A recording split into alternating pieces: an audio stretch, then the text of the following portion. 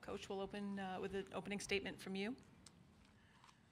Yeah, I just first like to thank our fans. It was an incredible showing on their support. Little Caesars was a great place to be, and I want to thank my team for, you know, we said we didn't want to make effort-related things and mistakes, and when you out-rebound a team by 21, that's average height is 6'9", and you got just about every loose ball we could get. And we got beat because we couldn't make a shot, and I thought we had some good shots. I was really disappointed we didn't shoot very well from the free throw line. And some of those ones early were front ends of a 1-and-1, which means it's a lot worse than the stat shows. But you got to give Syracuse a lot of credit. They played hard also, and I thought it was just a war of a game, and they made a few more shots than we did, although neither team shot very well from the 2 or the 3, but they made shots at the free throw line and we didn't, and that was the difference in the game. So sad when, you know, you're in a locker room with, you know, some of those guys that don't get another chance, but there's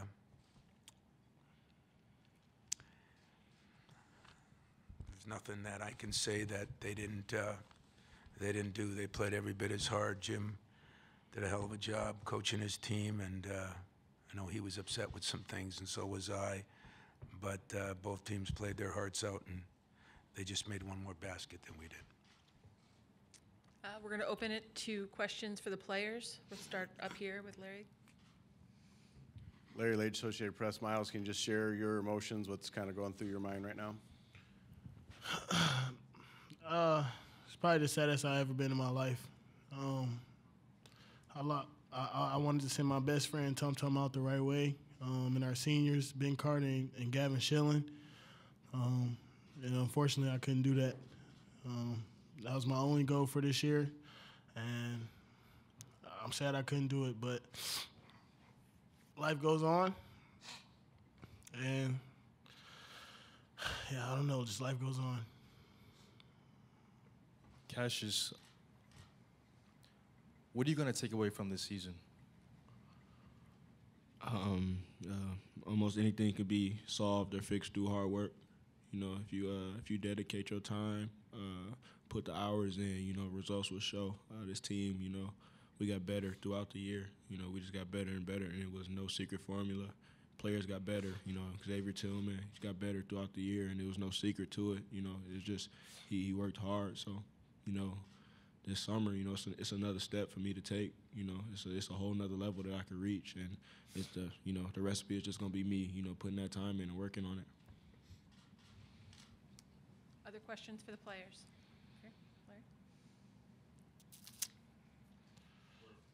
Can you just talk about the unique challenge their zone presents, despite, you know, your preparation?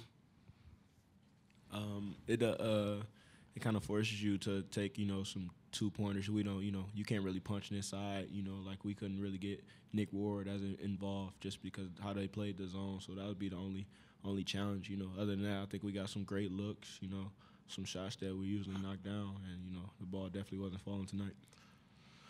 Yeah, I just felt like we missed shots. We got the shots that we wanted. We just couldn't get inside as much as we wanted to because the zone was so long, but we just missed shots.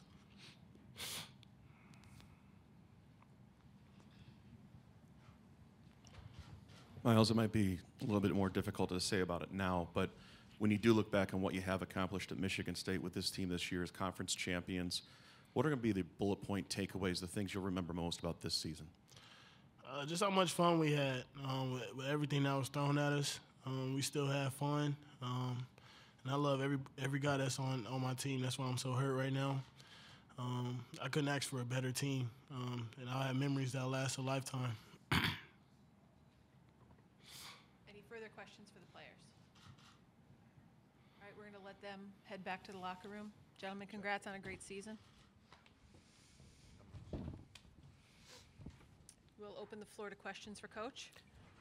Tom, you went big with your big lineup when Jaren got in foul trouble, and you out-rebounded him. Was it as effective as you wanted it to be, or were there issues there My too? part was better than I wanted it to be. I thought, our guards rebounded well, our forwards rebounded well. Xavier Tillman was a man in there, but, Josh Langford got a bunch. Jaron got a bunch in his time in there. Miles got a few. The problem is we had a lot of rebounds to get, although so did they. You don't want to have regrets in games like this, and the effort we gave, I have no regrets. I just wish we would have shot it a little better. Coach, following up. It's for Jaron. Was there any particular reason he didn't play more? Well, he was in foul trouble the first half, and it's different in the tournament. In the second half, Ben seemed to have a feel in there, which we knew he did, but it really was in the defensive end. Cassius did a hell of a job. There's nobody badgered him harder for 2 years than me, but defensively, he grew so much this year, and he did an unbelievable job on Howard. I thought Howard's a hell of a player, so is Battle. But we did it because we got some help from our bigs, and Xavier was really good at it, and then we were moving Nick, and in all honesty, we put Ben in there because he had such a feel. He got some kickouts. We had some wide open looks. Really good looks, and it just didn't happen. Ryan Schuling, the T92.1 FM in Lansing. Following up on that point, Coach, Ben's such a good high post passer, and it seemed like that point of attack against the zone was the most important thing, getting it to the high post. Looking back on what you had to face against the Syracuse zone, is there something that stands out that you didn't see coming in? Really didn't. I thought we'd have a little easier time getting it in the middle, but at the same time, we showed patience. We turned it over a little bit at the end, but 14 turnovers against them is not ridiculous. I didn't think that they did anything different than we thought. I just felt like maybe we didn't appreciate. We took some shots inside when we got rebounds, and that length of 6'7" and 6'11" and 6'10", those became bad shots.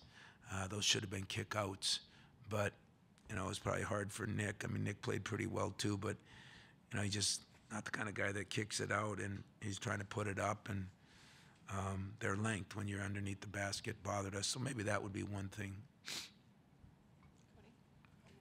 Cody Tucker, Lansing State Journal. Tum's meant so much to this program. Can you talk about what you're going to miss most about him and then the other seniors as well? I felt sad that I didn't get Schilling in. And Ben played a little more, hasn't been playing much, but I didn't get Tum many minutes. It was just a game. I talked to him about it before.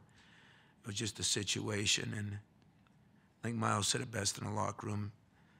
So did Dane Fife. That kid has meant the world to our program, our community, our team, and me.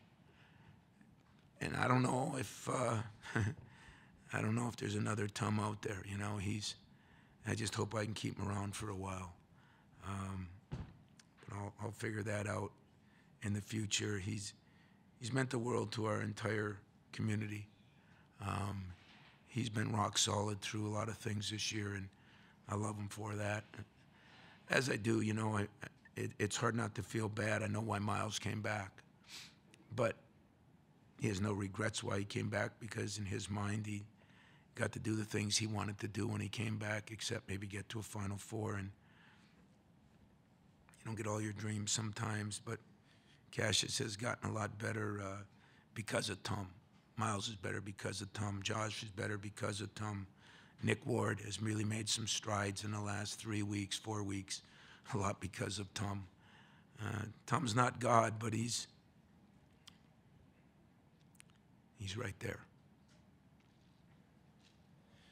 Tom, clearly disappointed with the loss, but this is one of the best group of young men you've ever coached in your entire career. Can you put into perspective what this team will always be in your memory?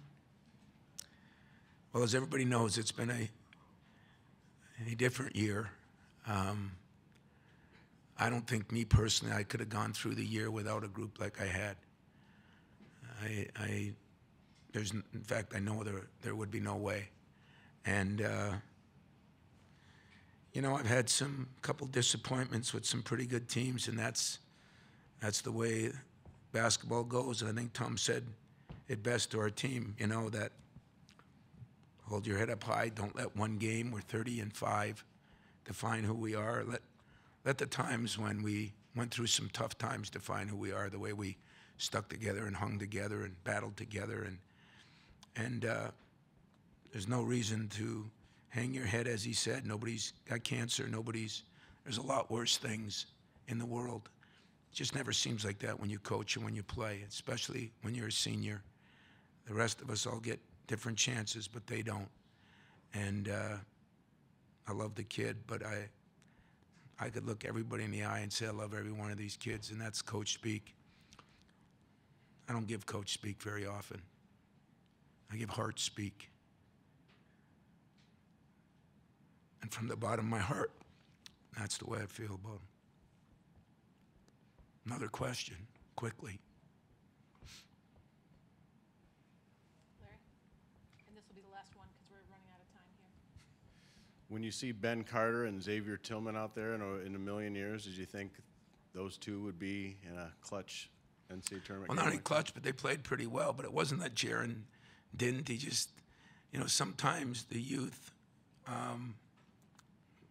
we did some different things defensively than we've been doing that worked. I mean, we didn't jump those ball screens and stay up high on them. We kind of feathered them and made sure that, for the most part, Battle didn't get to the rim. And, you know, I thought we did a very good job on Battle and didn't give up the threes. We ran them off the threes because we were helping with our bigs. And it was a little bit of an adjustment for a couple of the bigs. And so we found some guys. And then in the middle of that zone, Jaron's going to be really good in there. And right now, Ben just had the experience to know what to do. And, man, we got some good looks. I don't know how many assists he had. Probably not many because nobody made any shots. 2. But we had good enough shots. So, listen, it never ends happy for all but one team. I've been in the finals, got beat and felt bad. I've been in the first round of the Final Four and got beat and felt bad. And been in the Elite Eight and got beat and felt bad in the Sweet 16. And a couple years ago, I was in the first round and felt bad. That's never going to change.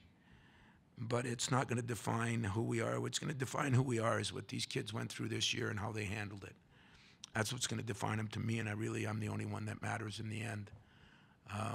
Because I saw the facts of what they gave me, and I had great appreciation for the facts of what they went through and how they handled it. And every Michigan State person can be a little upset with me, but don't be upset with them, because they did their job in a very difficult time and did it with class and humility.